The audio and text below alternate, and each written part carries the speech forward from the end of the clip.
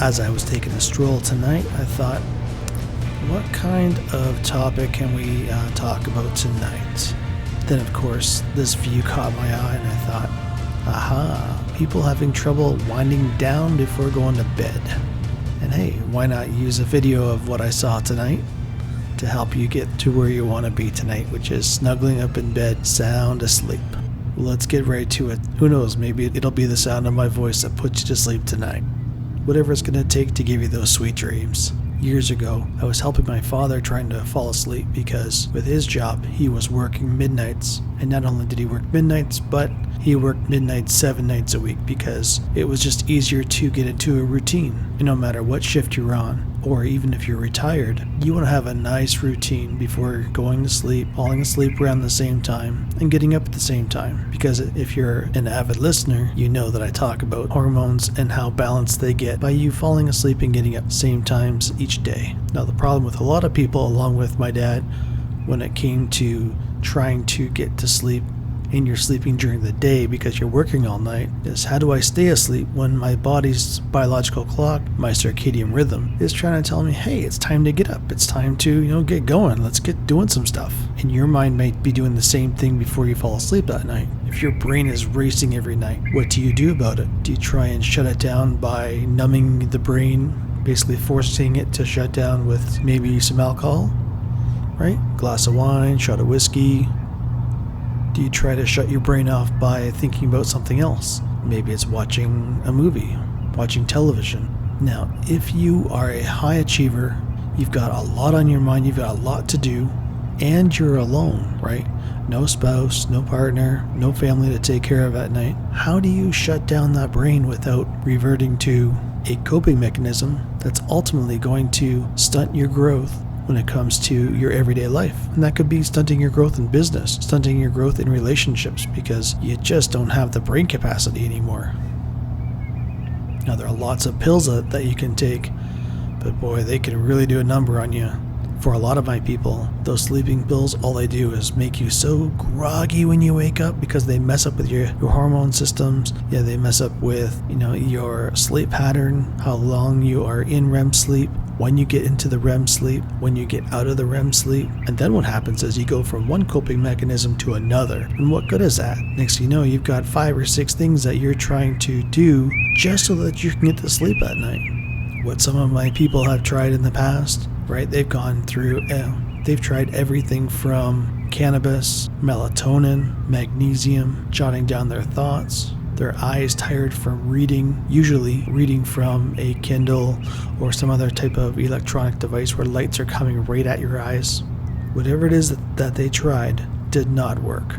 Maybe it was due to what they were trying wasn't right for them, nor would it be right for anybody else because it's just not what it's meant to be used for. That's all right. You try something else. Sometimes it's a coping mechanism. Sometimes it sounds like a great idea because you've seen lots of studies on it, like magnesium, but did you know that 2% of the population, it actually has an inverse effect on the human body, meaning that instead of helping you to calm yourself, get your nervous system to calm down, your muscles to calm down, does just the opposite, gets it wired. Not only that, but for those 2%, it usually gives them the runs.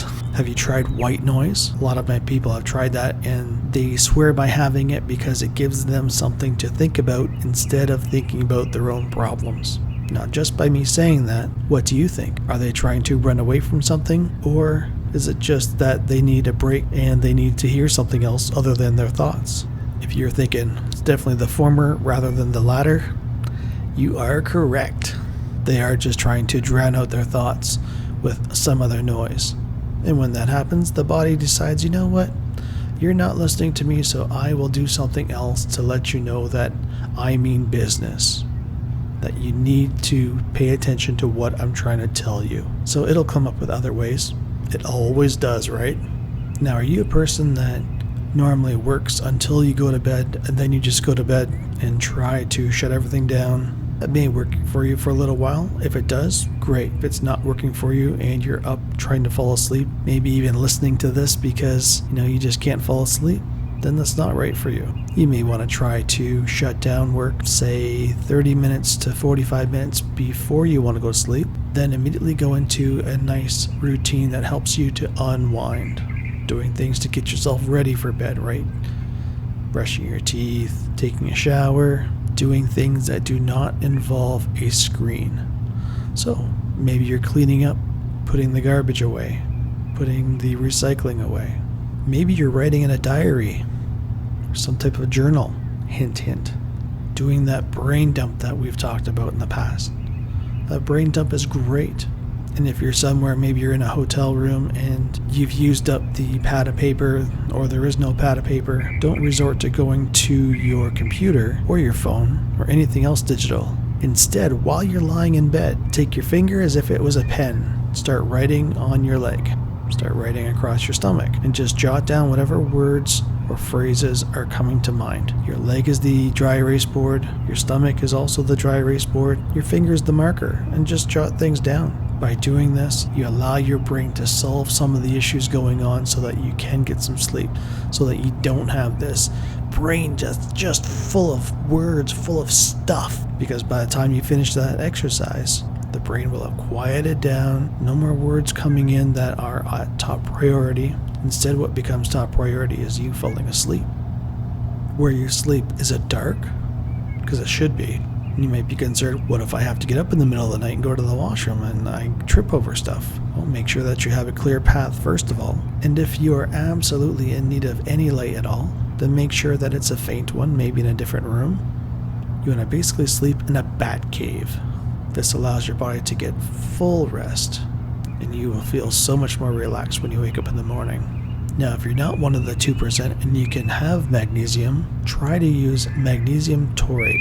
There are different chemical bonds for magnesium. Most of them that you see are glycinate, which is good for certain things. But what we're trying to accomplish tonight, you're going to want magnesium taurate. Now keep in mind, all of these are just suggestions. If you feel that none of this stuff is right for you, that's all right. Maybe it's just the sound of my voice that's going to help you out. If you want to try any of these things, by all means, they have helped out so many of my people for so long, and I know that they'll help you too. When you make sure that you're well hydrated throughout the day, it's a lot easier for you to fall asleep without spiking your cortisol levels, right? That anti-stress hormone cortisol, you want that to naturally rise up until about 11 o'clock at night. That's when it's at its highest. By the time you wake up in the morning, it should be at its lowest around 8:30. If it's too low, you won't have any energy in the morning. If it's too high, you will be wired first thing in the morning. And we don't want either extreme, right? We want nice, sustainable energy. And that starts with your night's sleep.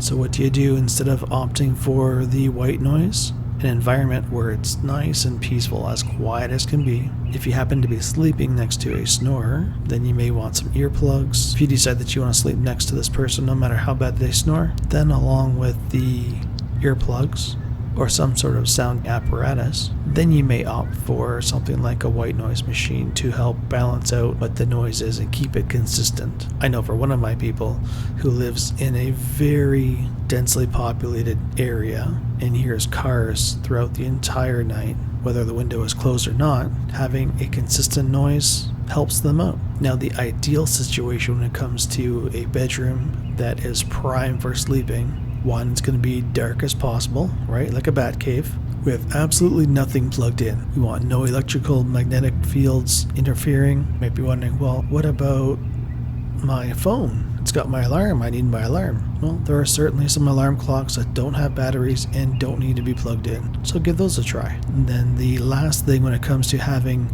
the optimized bedroom for sleeping, outside of the comfort of your bed, is the temperature. You want it to be on the cooler side. Some people like to give certain degrees, but really it's up to the individual and what's tolerable for you. Some people like it really cold. Other people like to make sure it's somewhat warm. All depends on what you like. Most of my people like a nice cool bedroom. Myself, I like it cold. Not air conditioned cold, but with nice cool nights, depending where you live. That window open, the fresh air coming through, the fresh sea air coming through. Oh, it's so nice.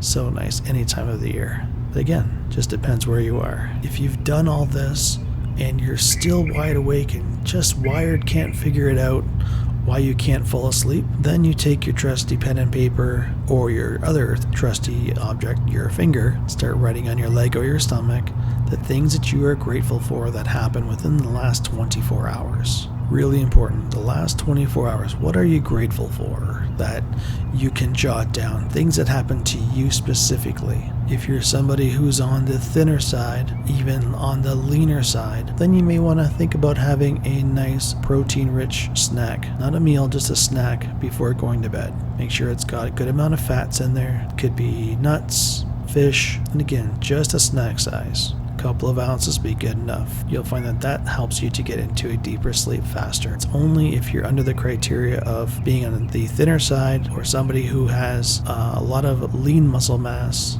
not a lot of body fat. Use this with a lot of fitness competitors and bodybuilders over the years.